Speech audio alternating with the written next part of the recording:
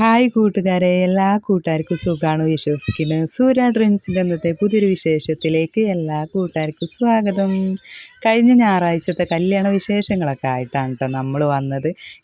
ഇന്നത്തെ വിശേഷങ്ങളൊക്കെ ഒന്ന് കണ്ടു നോക്കുക. കൂട്ടുകാർക്ക് ഇന്നത്തെ വീഡിയോ വിശേഷങ്ങളൊക്കെ ഇഷ്ടമാവുകയാണെങ്കിൽ ഇപ്പം തന്നെ അങ്ങോട്ട് ലൈക്ക് അടിച്ചോളൂ കേട്ടോ.